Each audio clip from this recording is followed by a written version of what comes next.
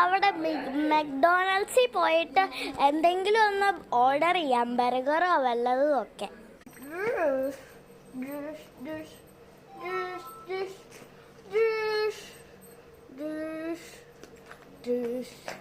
ആ എത്തി. ഹലോ, എന്താ വേണ്ടേ? എനിക്കൊരു ബർഗർ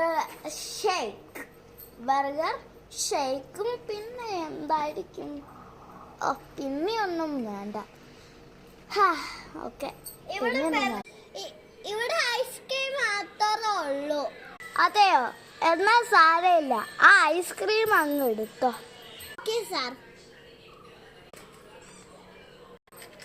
ഇത് ഭയങ്കര എന്താണ് ഞാൻ ആലോചിക്കുന്നത്?